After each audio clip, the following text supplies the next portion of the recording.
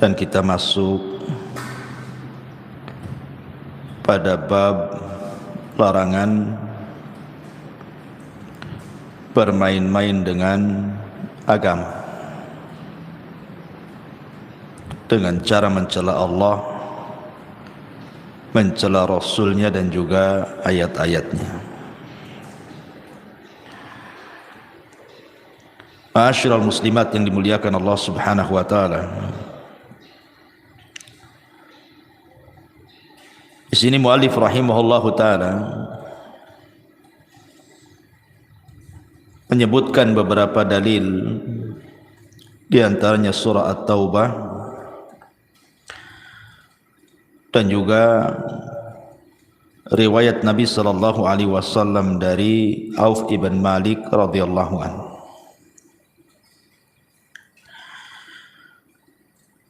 Bab ini menjelaskan kepada kita tentang larangan kita mengolok-olok Allah, Rasul dan juga ayat-ayat Al-Quran, karena konsekuensinya berat, bisa kufur, keluar dari Islam. Dahulu di zaman Nabi SAW pernah terjadi perang Tabuk. Perang Tabuk ini perang yang cukup melelahkan dari segi perjalanan. Bagaimana tidak? Pasukan yang dihadapi oleh kaum muslimin itu bukan orang-orang musyrik Arab, bukan pula orang-orang Yahudi Madinah. Tetapi yang dihadapi adalah Romawi, Imperium Romawi yang kala itu menjadi negara besar, negara adidaya yang menguasai kekuatan dunia. Sehingga karena musuhnya adalah Herakli, Adim Rum, tentu Nabi SAW harus mempersiapkan segalanya. Sehingga dikenal ketika itu banyak para sahabat yang ingin terlibat dalam peperangan, tetapi mereka tidak punya persenjataan dan tidak punya kendaraan, karena Madinah Tabuk cukup jauh. Sehingga tentaranya disebut Jaisul Usrah, tentara yang mengalami kesulitan. Nah, Nabi SAW sampai berkhutbah supaya para sahabat itu berinfak untuk mendanai perang. Maka datanglah Abu Bakar dengan seluruh hartanya, Uthman dengan separuh hartanya, Umar dengan separuh hartanya, Abdurrahman bin Auf dengan banyak hartanya, bahkan Uthman ibn Affan terbanyak. Seolah-olah perang Tabuk itu milik Uthman. Sampai Rasul mengatakan kepada Uthman, "Ya Uthman, ma dharraka ma amilta ba'da hadzal yaum." Wahai Uthman, tidak ada yang memadratkan kamu setelah hari ini.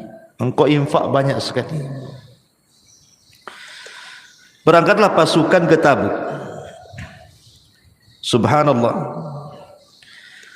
Di antara mukjizat Nabi SAW adalah menanamkan rasa takut kepada musuhnya. Kata Nabi SAW, "Nusirtu birru'bi." Aku ditolong oleh Allah Subhanahu wa taala dengan ketakutan yang diberikan kepada musuh sejauh perjalanan 1 bulan. Jadi ketika tentara Romawi dengan yakinnya bisa menggempur Rasul dan para sahabat di Madinah, rupanya mereka berhadapan dengan Rasul di Tabuk. Tiba-tiba ketika melihat tentara Rasul padahal tidak lebih banyak dibandingkan jumlah mereka, mereka pun tunggang langgang, tidak terjadi peperangan.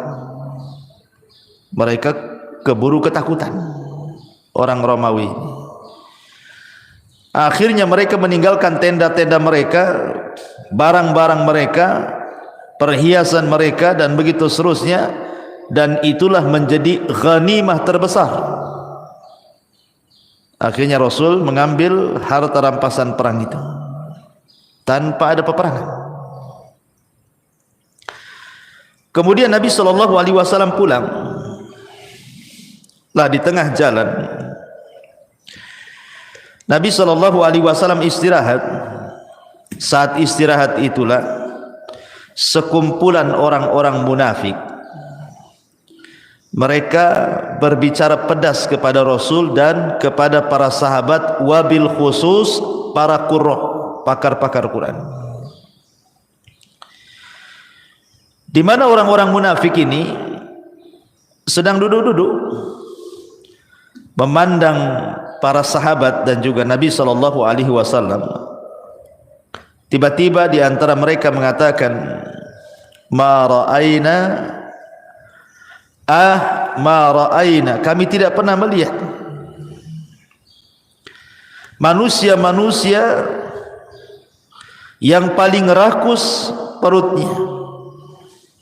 Subhanallah, mereka mengatakan paling rakus artinya paling suka dengan dunia, dan paling dusta lisannya, akdzabu al-sunnah, dan paling pengecut ketika melihat musuh. Lihat bahasanya, mereka mengatakan arghabu butunan wa akdzabu al-sunan wa ajbanu indal liqa, paling rakus kepada dunia, paling dusta ucapannya, dan paling pengecut ketika berjumpa dengan lawan. Kecuali mereka diisyaratkan kepada Rasul dan pakar-pakar Quran. Lah di majlis orang-orang munafik itu ada seorang sahabat namanya Auf ibn Malik. Auf ibn Malik. Auf ibn Malik ini akhirnya ingin melapor, celaka kalian, akan kulaporkan ucapan kalian ini kepada Nabi SAW. Berangkatlah Auf ibn Malik menghadap Nabi. Tetapi sebelum sampai Auf ibn Malik, turun ayat surah At-Taubah 65, di mana Allah mengatakan yang sebelumnya dari 64 sampai 66, yahdharul munafiquna an tunazzila alaihim, atau yahdharul munafiquna an tunazzala alaihim suratun tunabbiuhum bima fi qulubihim qul istahzi'u innallaha mukhrijum ma tahdharun wala in sa'altahum la yaqulunna innama kunna nakhudhu wa nal'ab qul abillahi wa ayatihi wa rasulihi kuntum tastahzi'un la ta'tadhiru qad kafartum ba'da imanikum in na'fu ta'ifatin minkum nu'adzib ta'ifatan bi annahum kanu mujrimin. Orang-orang munafik itu takut akan diturunkan terhadap mereka sesuatu surat yang menerangkan apa yang tersembunyi di dalam hati mereka. Katakanlah kepada mereka, teruskanlah ejekan-ejekanmu terhadap Allah dan Rasulnya, sesungguhnya Allah akan menyatakan apa yang kamu takuti. Dan jika kamu tanyakan kepada mereka tentang apa yang mereka lakukan itu, tentu mereka akan menjawab, sesungguhnya kami hanya bersendau gurau dan bermain-main saja. Katakanlah, apakah dengan Allah, dengan ayat-ayatnya dan Rasulnya engkau selalu mengolok-olok? Tidak usah kamu meminta maaf, cari-cari alasan, karena engkau telah kafir setelah keimanan kalian. Jika kami memaafkan segolongan dari kalian lantaran mereka taubat, niscaya kami akan mengadab golongan yang lain disebabkan mereka orang-orang yang selalu berbuat dosa. Turun ayat ini. Ketika turun ayat ini, Rasul membacakan di hadapan orang munafik. Ketika Nabi SAW naik ke atas untanya, kata Auf ibn Malik, Atau kata Abdullah ibn Umar radhiyallahu anhuma, orang munafik yang mengatakan kalimat tersebut langsung mendekati Rasul sambil terseret-seret kakinya di tanah dan bebatuan itu dan meminta maaf dan mengatakan, ya Rasulullah, kami ini hanya main-main saja, kami ini hanya sendau gurau saja. Tapi Nabi SAW dengan marah membacakan ayat ini, la ta'tadhiru qad kafartum ba'da imanikum. Jangan cari-cari alasan, kalian telah kufur setelah keimanan kalian. Kalian sudah kufur setelah keimanan kalian. Lihat, dalam perjalanan dari Tabuk ke Madinah ini turun satu surat secara sempurna. Surat apa itu? Surat At-Taubah. Jadi At-Taubah itu turun menyingkap orang-orang munafik. Makanya surah At-Taubah disebut surah Al-Fadhihah, surah yang menyingkap borok-borok munafik. Makanya satu-satunya surat dalam Al-Quran yang tidak dianjurkan baca basmalah ini surah At-Taubah. Semua surat dianjurkan baca basmalah, Bu, tapi At-Taubah tidak. Kenapa? Untuk menghinakan orang-orang munafik. Dan ada juga yang mengatakan bahwa At-Taubah ini jatuh setelah Al-Anfal, artinya satu surat dengan Al-Anfal. Tapi di sini bagaimana Allah Subhanahu wa taala ingin menyingkap borok-borok orang munafik dengan diturunkan surah At-Taubah ini. Bahkan tidak ada kelompok yang lebih parah nerakanya melebihi neraka orang-orang munafik. Dia paling bawah, di atasnya orang murtad, di atasnya orang kafir yang murni, ya. Dan orang kafir yang murni terbagi dua, musyrik baru ahli kitab, baru di atasnya lagi para muwahhidin yang berbuat dosa. Jadi kalau neraka itu kita boleh buat darakat, tingkatan-tingkatan. Paling tinggi seorang yang beriman tapi bermaksiat, al-usatul al-muwahhidin, usatul muwahhidin, ahli maksiat dari kalangan ahli tauhid. Mereka tidak dikekalkan, mereka di bawah kehendak Allah. Kemudian di bawahnya ahli kitab. Siapa ahli kitab? Yahudi dan Nasrani. Kemudian setelahnya orang-orang musyrik. Kemudian setelahnya orang-orang murtad. Kemudian neraka yang paling dalam orang-orang munafik. Disitulah Allah katakan, innal munafiqina fi darkil asfali minan nar.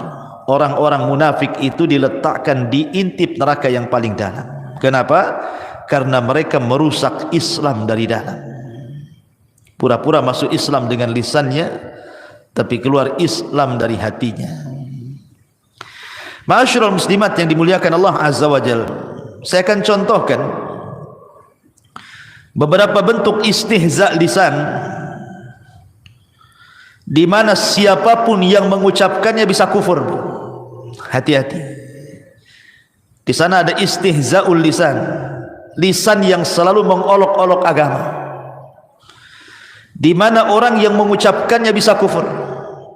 Saya akan sebutkan 5 ucapan, di mana 5-5-nya ini kalau ibu ucapkan bisa kufur, bahkan bisa keluar dari Islam.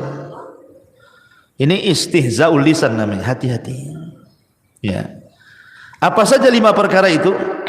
5 ucapan yang bisa mengeluarkan pelakunya dari Islam. Pertama, orang-orang yang lisannya menunjukkan kebencian kepada agama. Sebagaimana Allah mengatakan, dzalika bi annahum karihu ma anzalallahu fa ahbata a'malahum. Begitulah karena mereka membenci apa yang Allah turunkan, maka Allah hilangkan amalan-amalan mereka. Seperti apa contohnya, Bu? Seperti umpamanya, ada orang yang tidak terima dengan solat dan mengatakan, buat apa Allah syariatkan solat? 5 waktu lagi buat lelah saja. Bagus saya cari kerja. Buat apa lah Allah syariatkan puasa itu? Ngapain Allah buat kita lapar? Allah buat kita haus, katanya. Untuk apa syariat puasa ini? Ataupun umpamanya mengejek orang yang berjilbab, bercadar, dan mengatakan, ngapain coba Allah syariatkan cadar, syariatkan jilbab, panas-panas saja, katanya. Dan macam-macam. Ya. Ini ucapan-ucapan membenci syariat, ini bisa kufur. Tidak boleh seseorang mengatakan, ngapain Allah syariatkan puasa buat lelah saja, ngapain Allah syariatkan puasa buat haus, buat lapar saja, ngapain Allah syariatkan haji, buang-buang duit saja, katanya. Allah katakan, dzalika bi annahum karihu ma anzalallah fa ahbata a'malahum. Mereka adalah para pembenci yang Allah turunkan kepada mereka, maka hancurlah amalan mereka. Jangan mengucapkan yang menunjukkan kebencian kepada syariat, enggak boleh, ya, karena ucapan seperti ini bisa kufur. Satu. Yang kedua, mengatakan bahwa manusia itu bebas memilih agama. Dan ini biasa terlontar dari orang-orang liberal. Manusia ini merdeka, terserah mau agama apa saja, katanya. Mau Nasrani, mau Yahudi, mau Hindu, mau Buddha, mau Konghucu, mau apa, terserah. Terserah, manusia itu bebas, manusia itu merdeka. Terserah mau memeluk agama apa saja boleh. Tidak boleh, ini ucapan kufur. Karena Allah Subhanahu wa taala mengatakan, inna dina indallahil Islam. Agama satu-satunya yang diridhoi Allah itu Islam.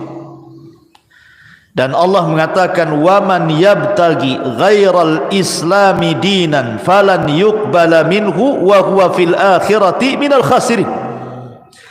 Siapapun yang mencari agama selain daripada Islam, selain tertolak, maka dia pun akan rugi.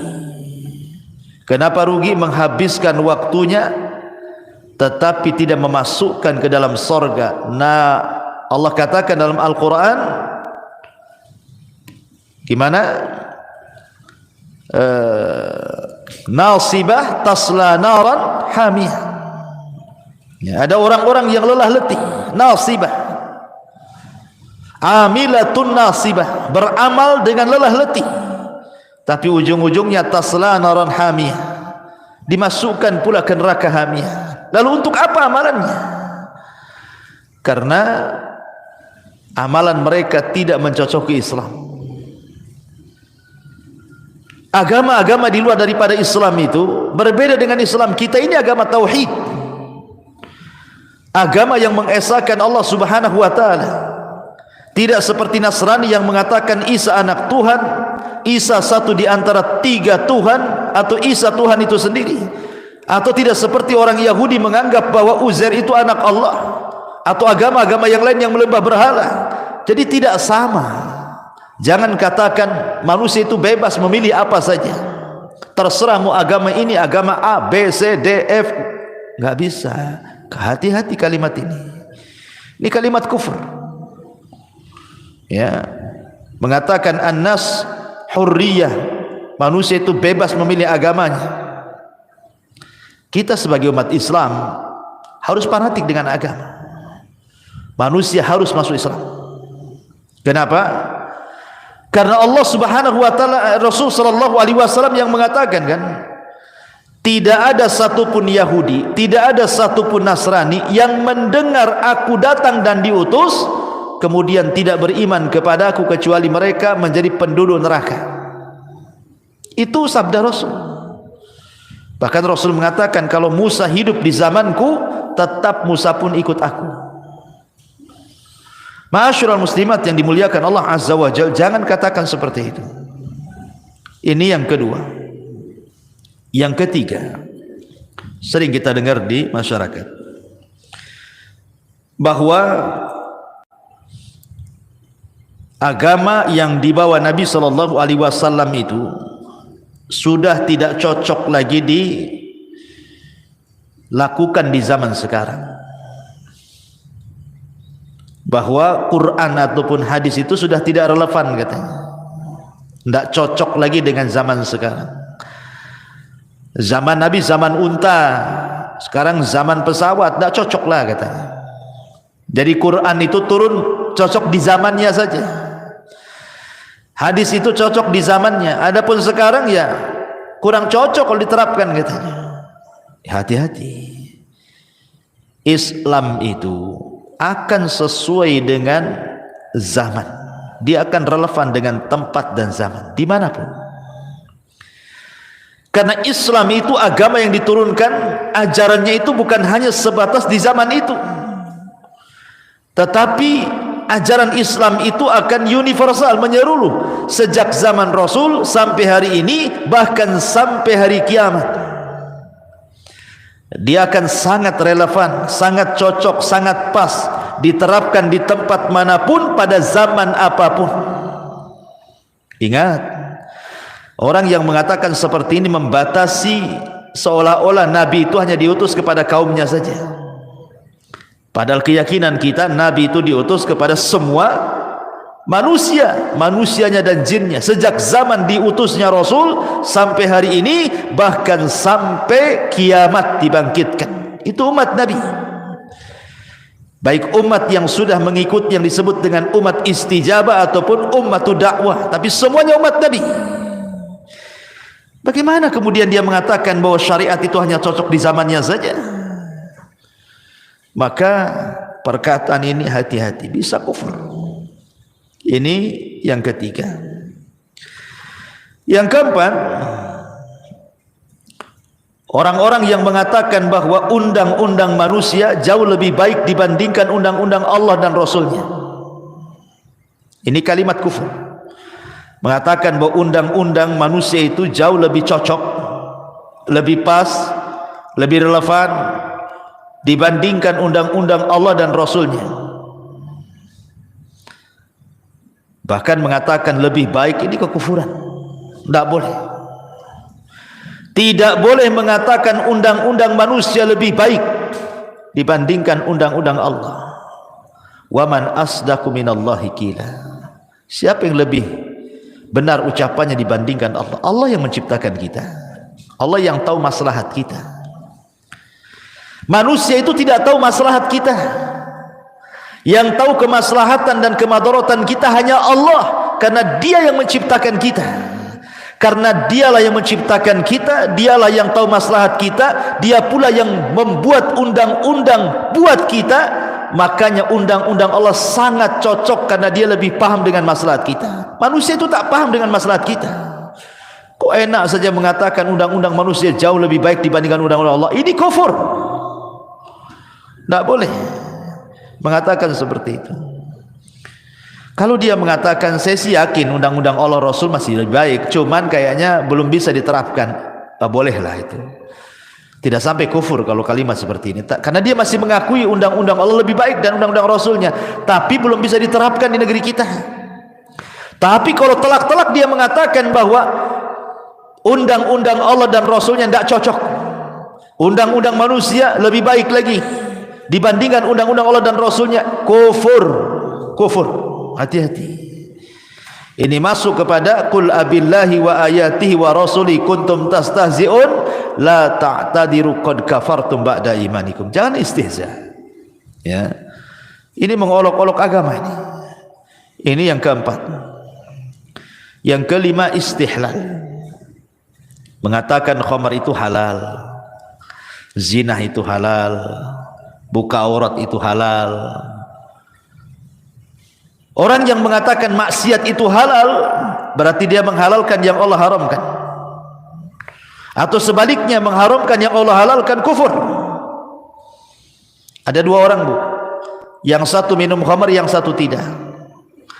Yang minum khamar ini dia masih meyakini khamar itu haram, tapi karena terkalahkan syahwatnya dia masih minum. Yang satu tak minum, tetapi dia mengatakan kalau engkau minum ya enggak apa-apa, minum aja, boleh-boleh saja kok, maka ucapan ini bisa kufur. Yang tidak minum bisa kufur, bisa keluar dari Islam tuh, karena menghalalkan khamar. Kalau engkau minum, minum saja, enggak apa-apa kok, boleh kok. Hati-hati itu, jangan ngomong begitu, karena ini bisa menghalalkan yang haram, bisa kufur. Walaupun dia tidak minum, kalau seandainya dihalalkan khamar, walaupun tidak zina, walaupun dia tidak zina, kalau menghalalkan zina kufur.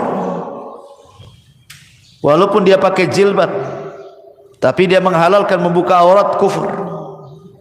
Tapi orang yang berzina, orang yang minum khamar, orang yang buka aurat, mereka tidak kufur kalau mereka melakukannya, tahu bahwa itu dosa, namun belum bisa melaksanakan syariat karena terkalahkan hawa nafsunya. Ini 5 kata, jangan terlontar. 5 kata ini bisa kufur pelakunya, karena ini masuk pada pembahasan kita, qul abillahi wa ayatihi wa rasulihi kuntum tastahzi'un. Qul, katakan, abillahi, ataukah dengan Allah, wa ayatihi, dengan ayat-ayatnya, wa rasuli, dengan rasulnya, kuntum tastahzi'un, kalian selalu berolok-olok, la ta'tadhiru, tidak usah cari alasan, qad kafartum, kalian sudah kufur, ba'da imanikum, setelah keimanan kalian. Subhanallah. Maka lisan ini dijaga, karena di zaman sekarang ini, Bu, persis seperti kata Nabi SAW,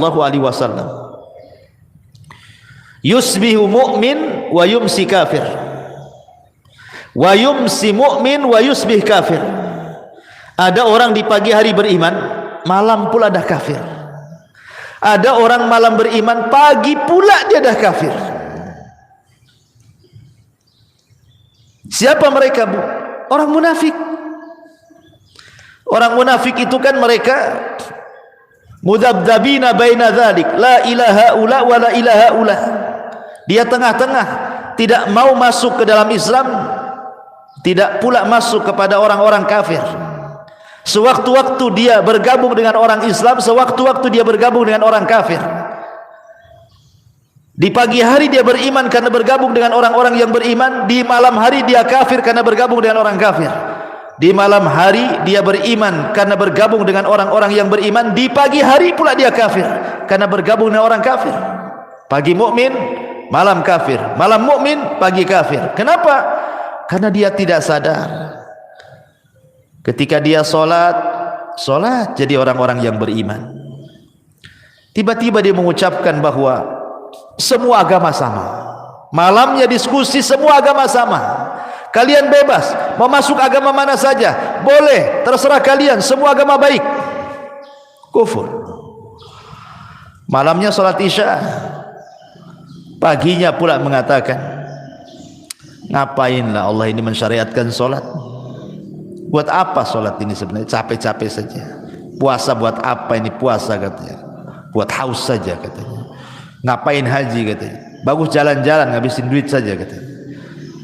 Bayangkan dia sholat padahal, tapi lisannya ngomong gitu. Itulah di akhir zaman kadang-kadang. Pagi hari dia beriman, malam pula kufur dia dengan lisannya. Makanya subhanallah, ini zaman fitnah. Kata Nabi SAW, badiru bil a'mal, bersegeralah kita banyak beramal saleh. Hati-hati, jaga lisan, jaga perbuatan, supaya kita tidak terjerumus kepada istihza yang mengakibatkan tanpa sadar kita keluar dari Islam. Wallahu a'lam bishawab.